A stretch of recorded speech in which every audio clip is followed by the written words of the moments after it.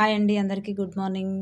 Evening snacks గారెలు చేద్దామని పెసరపప్పు ముందుగా నానబెట్టుకోవాలి. ఒక 4 అవర్స్ నానబెట్టుకొని పొట్టు లేకుండా కడుక్కోవాలండి. మంచిగా వాష్ చేసుకొని పెట్టుకొని కారానికి సరిపడా ఒక 10 పచ్చిమిర్చి, అల్లం, వెల్లుల్లి, ఆనియన్స్ తీసుకున్నాను.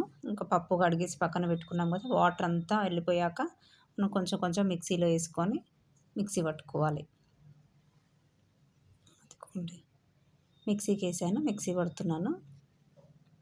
మిక్సీ పట్టేసుకొని కొంచెం బరకగా రుబ్బుకోవాలి. మరీ మెత్తగా ఉండొద్దు, మరీ బరకగా ఉండొద్దు, మీడియంలో రుబ్బేసుకోవాలి. ఇంకా ఒక వాయి తీసి రుబ్బుకున్నాక మళ్ళీ రెండో వాయికి ఇంకా పచ్చిమిర్చి, అల్లం, వెల్లుల్లి వేసుకుంటున్నాను. జీలకర్ర వేసేసుకొని మొత్తం మిక్సీ పట్టుకోవాలి. కరివేపాకు ఉంటే కరివేపాకు వేయండి. నా దగ్గర కరివేపాకు లేదు, వేయలేదు. కరివేపాకు వేస్తే ఇంకా టేస్ట్ బాగుంటుంది.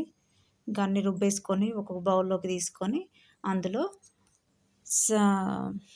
కొంచెం ఆ పప్పు మనం రుబ్బుకునే ముందే కొద్దిగా పప్పు పక్కకు పెట్టుకోవాలి.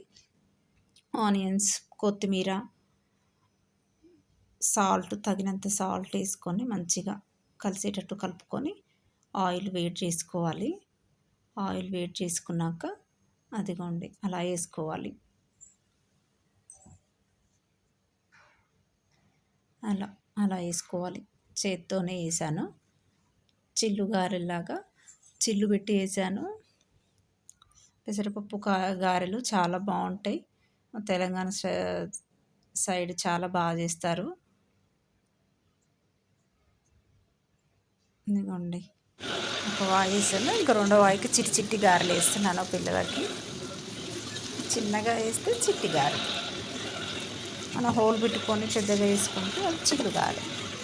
చాలా టేస్టీగా ఉంటాయండి. ఒకసారి ట్రై చేయండి. ఓకేనా ఫ్రెండ్స్, నా ఛానల్ సబ్స్క్రైబ్ చేసుకోండి. ఒకసారి ట్రై చేసి చూడండి, ఎలా వచ్చిందో కామెంట్ బాక్స్లో కామెంట్ చేయండి. ఓకేనా, అదిగో కొంచెం స్లిమ్లో పెట్టుకొని మీడియం ఫ్లేమ్లో పెట్టుకొని మనం అవి డీప్ ఫ్రై చేసుకోవాలి. అదిగోండి అలా అయ్యాక తీసుకోవాలి. హై ఫ్లేమ్లో పెడితే అవి తొందరగా మాడిపోతాయి, లోపల ఉడకదు, పైన కాలిపోతాయి. మా అమ్మాయికి పెట్టాను, చూడండి తింటుంది. ఎలా ఉన్నాయంటే సూపర్ అని చెప్తుంది.